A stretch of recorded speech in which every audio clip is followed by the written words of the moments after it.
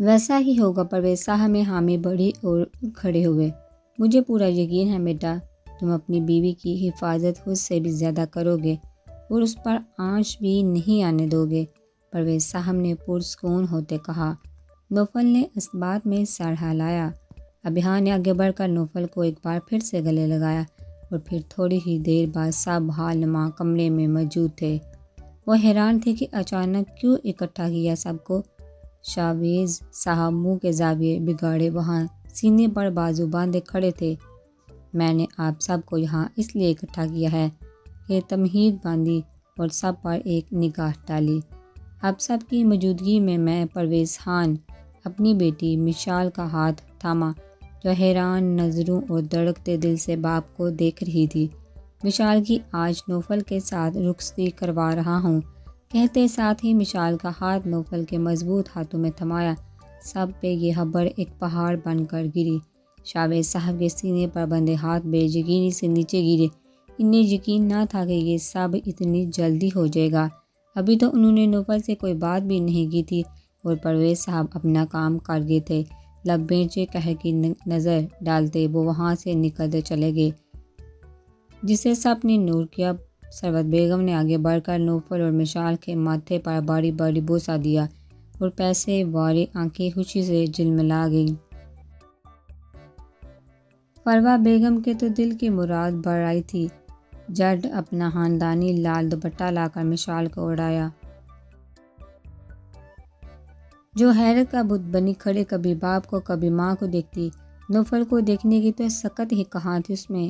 پیارے پیارے دلہا دلہن کے مجنوں، فی الحال تو مٹھائی دستیاب نہیں، یہ آئس کریم اویلیبل ہے تو اسی سے منہ میٹھا کرتے ہیں، نور چہکتی ہوئی بولی تو سب مسکرا دیے۔ ابھیان اپنی بہنوں کے ساتھ بے انتہا خوش تھا، مسکرا رہا تھا، انہیں اپنے ساتھ لگائے کھڑا تھا۔ آئس کریم کا بائٹ لیتے ماہر کی نظریں اسی کا طواف کر رہی تھی جو اسے مکمل اگنور کیے ہوئے تھا۔ سیلفی ٹائم، نور پھر چہکی جبکہ حور وہاں سے واک آؤٹ کر چکی تھی اپنے باپ کے ساتھ۔ نوفل اور مشال کو قریب کھڑا کر کے باقی سب ساتھ کھڑے ہوئے اور ندا بھی ابھیان اور پرویز خان کے درمیان میں کھڑی بے انتہا خوشی سے اس کے بازو پر پٹی اب بھی بندھی ہوئی تھی۔ ماہر بیٹا یہاں آؤ، پرویز صاحب نے دور کھڑی ماہر کو پاس بلایا۔ مرے قدموں سے چلتی وہ پاس آئی۔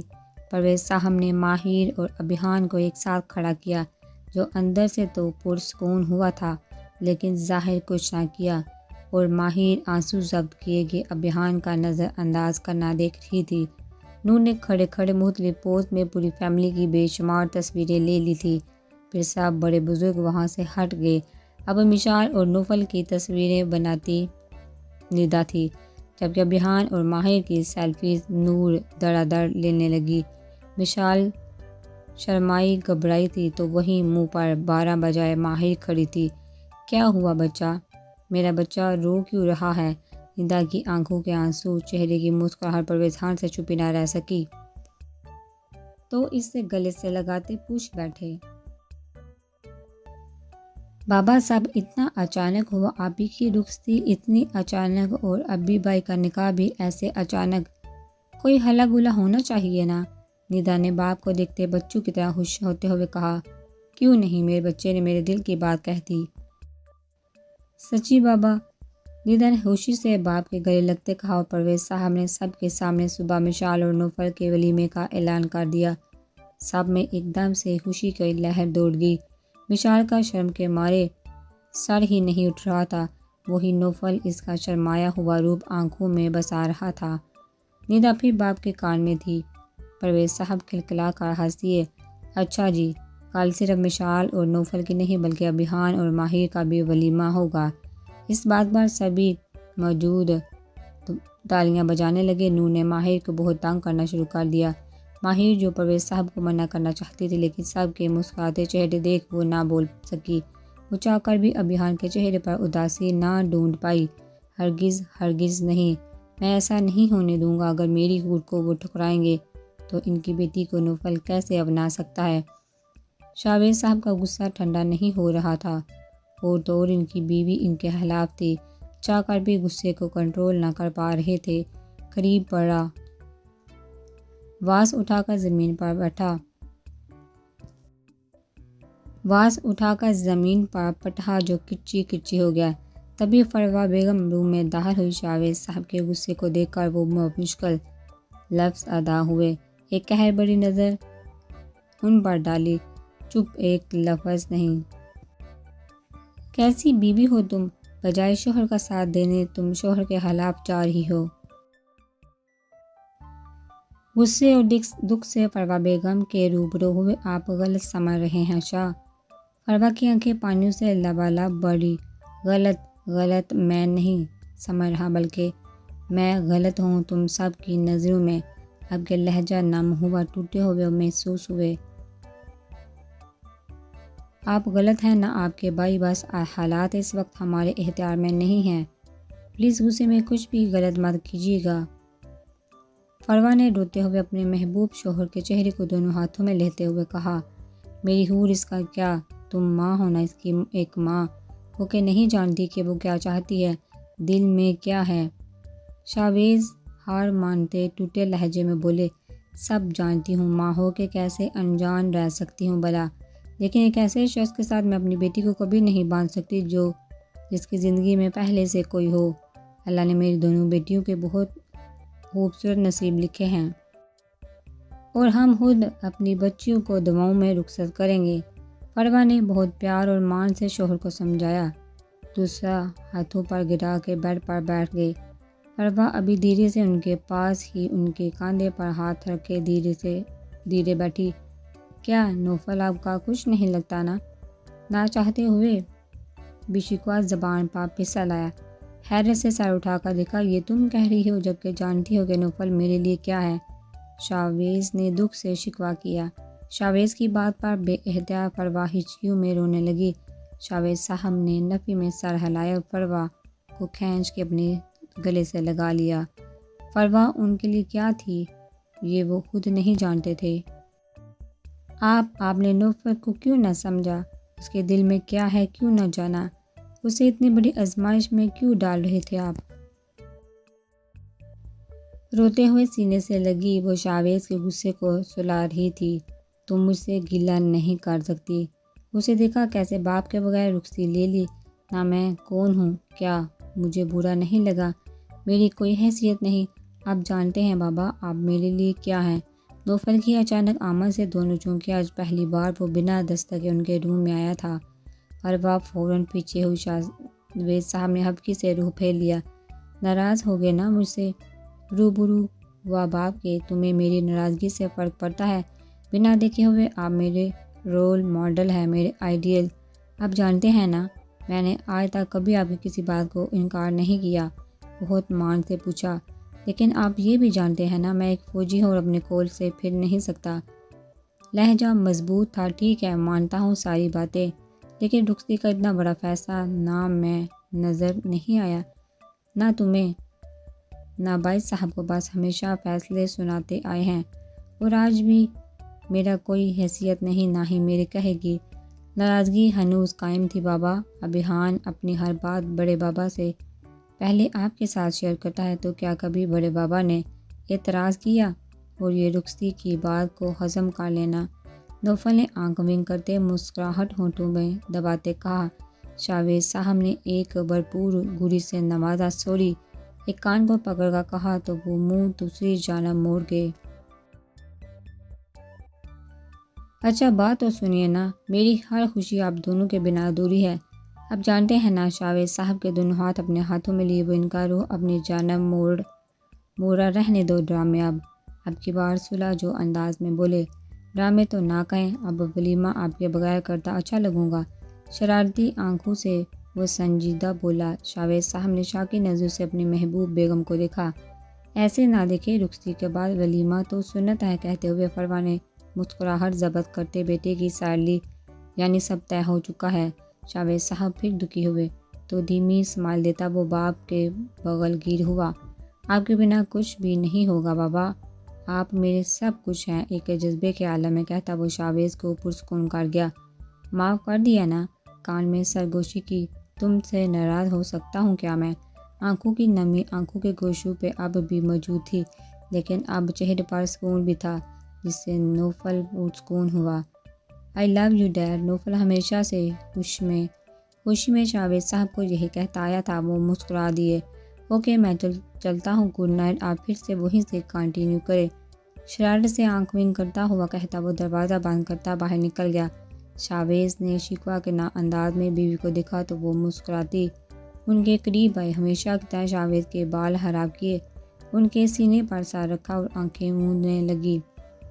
لگتا ہے بیٹی کی بات کو سیریس لے لیا ہے، کہتے ساتھ جاوید صاحب نے مسکرا کر بیگم کو باہوں میں بھرا۔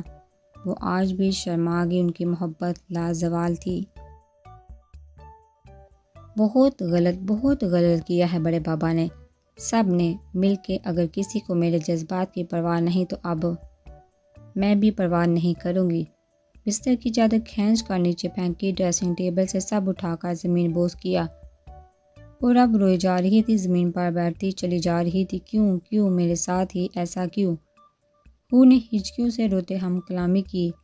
میں نے تو سچی محبت کی تھی، سچے دل سے چاہا تھا، تو کیوں اپنے بال نوچتے خود کو اذیت دیتی؟ وہ انتہا پسندی پر پہنچی ہوئی تھی، اس کا بس نہیں چل رہا تھا کہ وہ ساری دنیا کو آگ لگا دے، لیکن کوئی اس پاگل کو کیسے سمجھاتا کہ نصیب تو آسمانوں پر رب پہلے سے ہی جوڑ دیتا ہے اور پھر دنیا میں ہر جوڑا اپنے جوڑے سے مل جاتا ہے اور یہ سب خدا کی مرضی سے ہوتا ہے۔ اگر وہ یہ سمجھ جاتی تو اتنی اذیت نہ سہتی۔ روم میں انٹر ہوتے نوفل کی نظر صوفے پر بیٹھی مشال پر جا ٹھہری، ہاتھوں کی انگلی کو مروڑتے چہرے پر ہوائیاں اڑی ہوئی وہ سخت مضطرب نظر آئی۔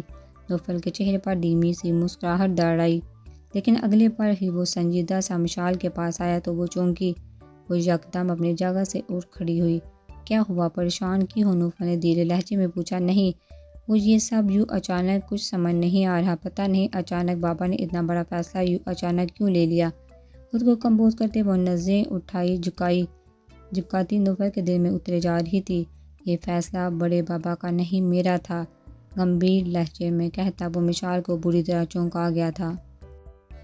آپ کا؟ وہ جو گھڑی اتار کر سائڈ ٹیبل پر رکھ رہا تھا۔ مشال کے سامنے آنے پر وہ رکا اور اسے سنجیدگی سے دیکھا۔ کوئی اعتراض ہے؟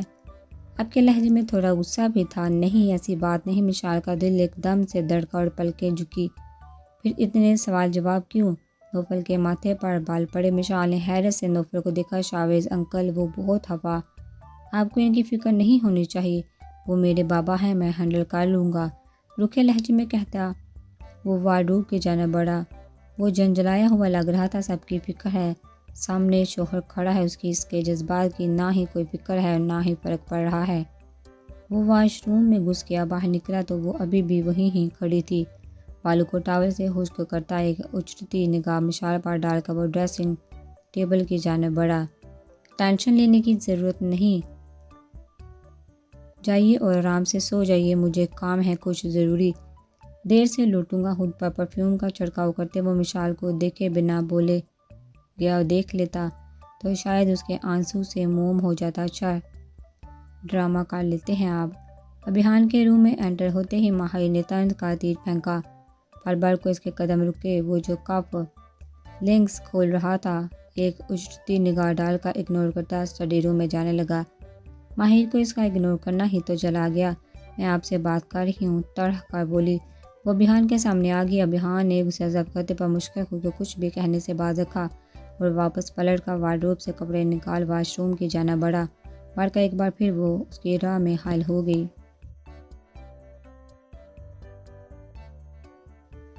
اب آپ کو کیا اونچا سنائی دیتا ہے؟ آپ یوں مجھے اگنور نہیں کر سکتے۔ ابھی بھی غصہ ہنوز قائم تھا۔ کپڑے دور بیڈ پر اچھالتے وہ ماہر کے دونوں بازو جگڑے دیوار کے ساتھ پن کر گیا اور اس کی ہرنی جیسی آنکھوں میں اپنی ہیضہ آنکھیں ٹکائی۔ کیا چاہتی ہو تم؟ بولو۔ غصے سے وہ بولتا ماہر کی بولتی بند کروا گیا۔ کچھ پل یوں ہی سرک گئے۔ کچھ پوچھ رہا ہوں، بولو کیا مسئلہ ہے تمہارے ساتھ، کیا چاہتی ہو؟ اب کی بار زچ آتے وہ بڑکا آپ کو۔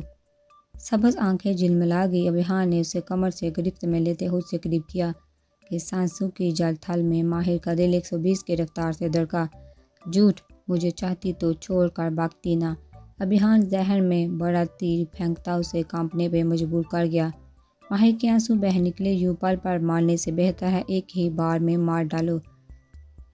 دھیرے سے خود سے دور کرتا وہ نم اور ٹوٹے لہجے میں بولتا رخ موڑ گیا۔ ماہر نے آگے بڑھ کر اس کے گرد بازو حائل کیے۔ ابھیان نے آنکھیں میچی۔ آپ کو چھوڑ کر کبھی نہیں جاؤں گی۔ ابھیان نے روتے ماہر کے بازو ہٹانے چاہے تو وہ مزید باہیں سہل کر گئی۔ کیسے اعتبار کرو؟ ابھیان نے ٹوٹے لہجے میں کہا۔